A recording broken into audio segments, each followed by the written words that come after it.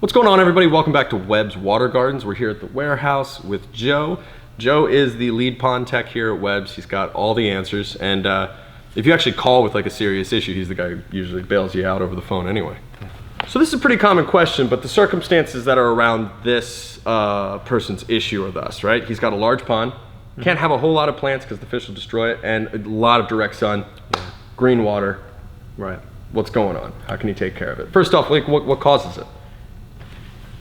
Number one cause, obviously, an excess of nutrients in the pond. Okay. Which a lot of biologicals can help tie those nutrients up. Direct sunlight, huge catalyst. So if said customer can't have plants, full sun is going to inhibit a lot of that growth. So probably the number one answer to his issue is going to be a UV clarifier.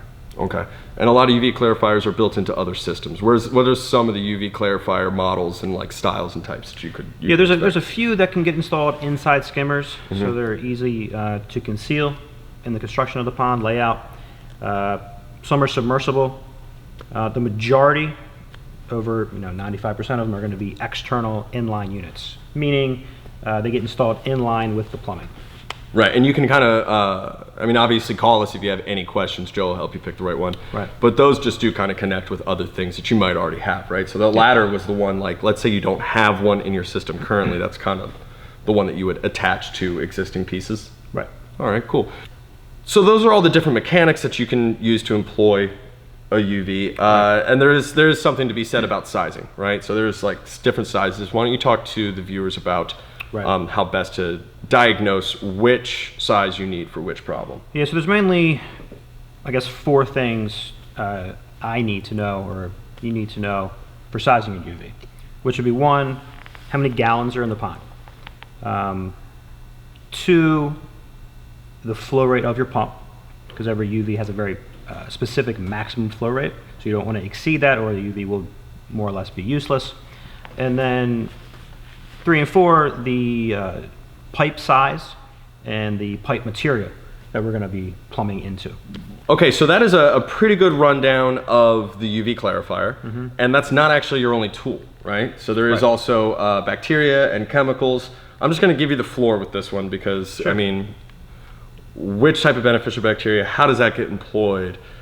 Chemicals versus bacteria, which ones, just go ahead. Yeah, I'm going to mix an aeration. Just coming from the side with some aeration. With that as well. A karate chop of aeration. So going back to excess nutrients in the pond, those are brought in from fish waste, uneaten fish food. Fish poop. Airborne debris, a lot of stuff that builds the heavy muck and sludge in the very bottom. All that is a food source for algae blooms, in addition to, obviously, sunlight. So tying up a lot of those excess nutrients with beneficial bacteria or sludge removers will break that stuff down and basically outcompete the algae for its own food source. So bacteria is going to treat the underlying issue. If you lean towards chemicals, those are short-term curative treatments. Those are topical. Those are Band-Aids. So that'll treat the surface, what we're seeing, algae, which again is just a short-term treatment. You can use that as needed until things are under control, then kind of fall back on your biological treatments. Those are your long-term maintenance products. I want to cut in real quick with a side question. Can some chemical treatments negate biological treatments? Yeah, if you add chemical algicides at the same time as your biological, bacteria specifically, not all biological, but bacteria. It's not a catch-all, but there are some that just don't mix. Yeah, those chemical algicides can kill the bacteria, so there needs to be a 3-4 day gap, which we recommend. Circling back to aeration, if you're using biological products like beneficial bacteria, make sure you have decent aeration, because bacteria basically functions as aerobic or anaerobically. So with oxygen, with aeration, that bacteria is going to thrive and become much, much, much more efficient. Okay, so a couple of things that you can look for on Webb's online. Also, just don't hesitate to call in and see what you think, the magic bullet will be this time. But so we had beneficial bacteria. We do have our own beneficial bacteria here, Webb's brand. That'll work just fine for you. We also have our own line of chemicals. Feel free to give us a call. We'll tell you which one of those to put into your cart. And then UV clarifier.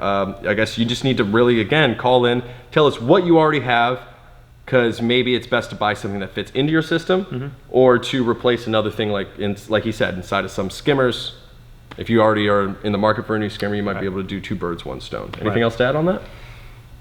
No. Yeah, there's just a lot of context, so definitely call in. Feel free just to give a little spiel about what you have built in your backyard, and we'd be happy to help you. So next time, take care and enjoy your pond.